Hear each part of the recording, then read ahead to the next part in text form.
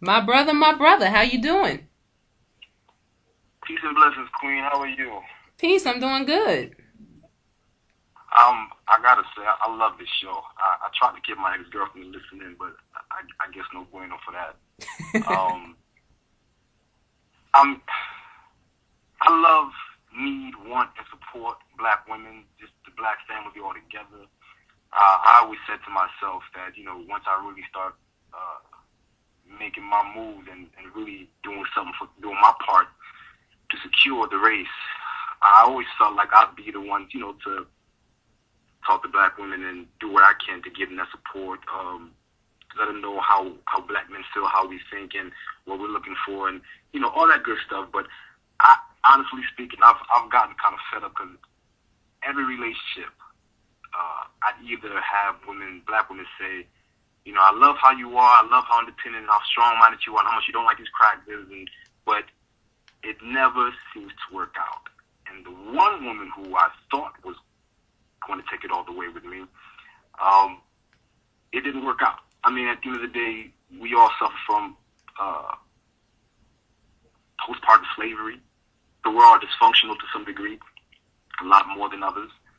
And, we have to learn how to work through that dysfunction. I wanted to call in earlier, but I wasn't able to. I forget the guest name that you had on tonight. Sister She was, Najma Muhammad. yes. Uh, she was saying, I just lost my thought about what I wanted to comment on. But she had a lot of good points, a lot of good topics. Yes, about finding potential. Yes, that's what I wanted to say. Finding potential in each other.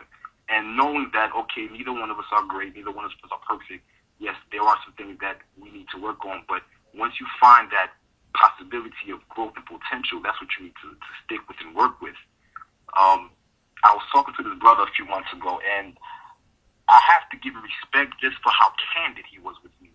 Um, you know, I didn't know him, he didn't know me, but we began to build. And once we found out that we're conscious and we both don't like crackers, we just the conversation just got flowing. And he began to divulge some information to me that kind of threw me off. He was saying how he's always felt that bisexual feeling. He said he never wanted to consider himself bisexual, but he always grew up with that dysfunctional mentality. That Euro stuff has been in his psyche for so long. And he said to me, he always felt that the love of a black woman would be his redemption because he didn't want to live that lifestyle, and he always sought a black woman to help him. So he told me the one black woman that he told this to, he told her about this, about his greatest challenge. And he told me that he, she kind of said to him, in other words, since you have this issue, everything else you have to do has to be perfect. I mean, everything about you has to be perfect if I'm going to accept this aspect about you. And, the way he broke it down to me, he was really in love with her, and he really felt that love for her to really make that change in himself. And he said he felt crushed by that. And black women don't realize how much damage they do, especially to the men who really want to be the father figure, to be that black image that has been desecrated and driven through the mud and replaced with everything that we never were.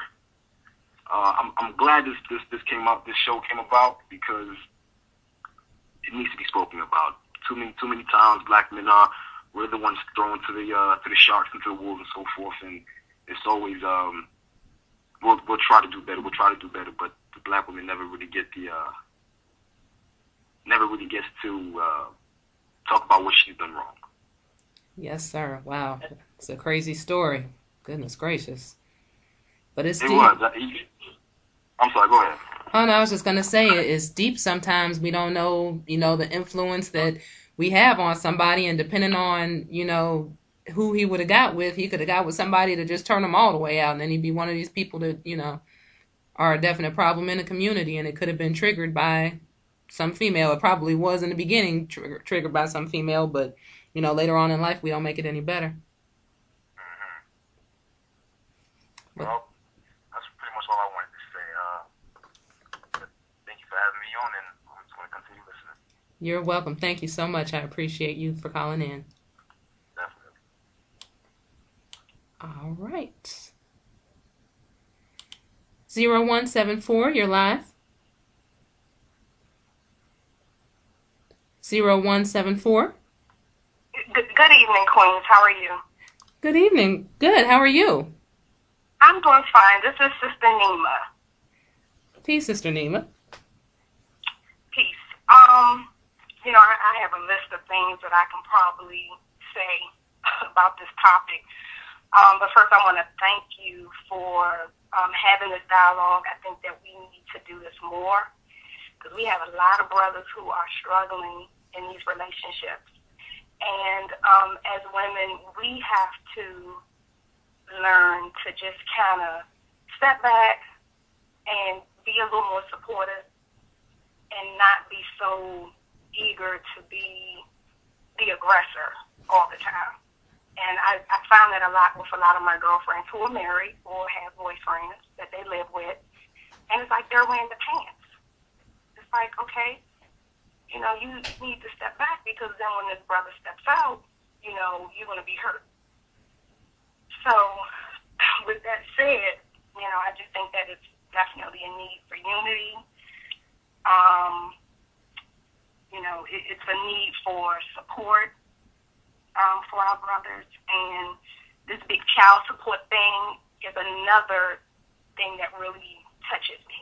Yes, ma'am. There are a lot of sisters who they're using these children as weapons, and they shouldn't do that.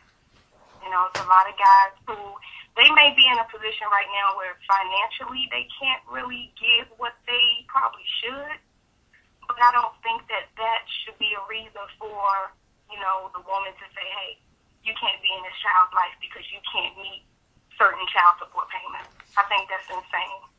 I think that if he's a worthy man, because, I know some brothers that, maybe they do need to stay out of the household because they're probably not a good role model. But I think for the brothers who are, I think these sisters really need to give them a chance. So that's all I wanted to say. I don't want to hold up all the time. I know we just have a little more time left on the show. So. Oh, no, thank you for calling in. Is this your first time listening to the program? No, actually, I listen to you a lot. And I just never really have a chance to contribute. So I do intend to contribute more. I have listened to a lot of your shows in the past. So yes, ma'am. Welcome to the airway. Thank you. I appreciate it. I was a little nervous when you first came on. I heard a woman's voice. I said, I'm going to get it. I've been doing good all show, and I'm going to get it. So. They had to add a little more female energy to the airway. So. Yes, ma'am. Thank you so much for calling in. Thank you. Peace. Ooh, I thank that sister because I heard her come on. I said, boy, this show's been going real smooth. Uh-oh. I'm about to get it. So thank you so much for your constructive addition. We definitely appreciate it. And she's right about that child support thing. I mean, a lot of us haven't got it through our minds that child support is for support of the child. You, for whatever reason, didn't make your relationship work and your child needs support. We want to be taken care of like we're some kind of concubine, but the man don't get no benefits. We just want to basically just set ourselves up like that. And, we do a lot of unfair things to brothers. I mean, we take some pretty big chunks out of their check. And, we say, well, it take a lot of money to raise a child. Half the time we ain't putting in to that child what the brother's putting in, or these children will be a lot better. They probably be in some better schools, be in some after school programs. They'd have a lot more advantages if we were putting the hundreds of dollars in every month that these men are expected to. We really need to examine this whole child support thing and what's really going on with it. It gets deep. It gets to be a little much, and it's a weapon. A lot of times it's just a straight up weapon. 5680, you're live. Assalamu alaikum, sister. It's me again. Wa alaikum salam. Did you have anything else to add, or are you just listening in? Yeah, I was listening in, but you all touched on a lot of things, and one point that I didn't make is you had mentioned that after slavery that we became dignified and the black families kind of held together, and what happened. Well, that first generation out of slavery, they had a desire to keep their family together. So the men knew his role and the women knew her role. And a lot of that now is we forget our roles as women. We become competitive with our brothers instead of being their partners. And that's when you starting to tear down the black family. Like, really, we have positive brothers that's out in the community, like the brothers that called in. And I witnessed brothers like that, too. They're involved with an organization that's out there trying to help black people. And here comes the little lady. They get in a relationship, and she feel like she has to compete with the brother in the organization instead of getting involved. So if they become involved on the same levels and in the same organizations, then maybe they could help make the benefit the whole family. And that's what happened. We have to recognize that we're not each other's enemies and accept our role. A lot of women now, even some women in the Nation of Islam, we want to become a man. We think we're the man. We want to do everything. No, we have a role. If you can't be the man, you have to support your man. And that's all I wanted to say, sister. Thank you for taking my second call. You're welcome. Walaikum salam. Yes, ma'am. I agree completely. We definitely have a desire to control all aspects of everything, especially those of us who have been single a while. Ooh-wee, boy. We get set in our ways, and we are not going to give up that control whatsoever. So you are definitely right about that. All right. King David, I know that you're going to come on and say that I'm the best wife in the world. I'm not guilty of any of this, but some of your friends have told you some disturbing things. Go ahead. Walaikum. Walaikum salam. That's why I know you have a lot of time, so I'll make it quick, make my comments quick. It's just this whole society created by this evil and wicked white man is just based on direct opposition to the black man. It's hard for a black man to make it in society unless you're just a complete sellout Negro or you're going along to get along. Not to get biblical, but Pharaoh, in the Old Testament, said that he was afraid that the slaves either would change the religion or join to an enemy of his. So he said, "Kill all boy babies," and that's the situation the black man is in now. The white man, the modern day Pharaoh, is killing all the boy babies. When it's destroy the black man and exalt the black woman is being exalted, the black man is being destroyed. In the early 90s, my mentor, Brother Sheldon Muhammad, would point out that if you go downtown, all these big office buildings, all these crackers, you see black women. She's the executive secretary, she's the executive vice president of sales, and the president of sales. She have all these top positions. And the brothers would be the janitors. But you don't even find that today. You go downtown, all these buildings, all these white folks, you don't see the black man nowhere.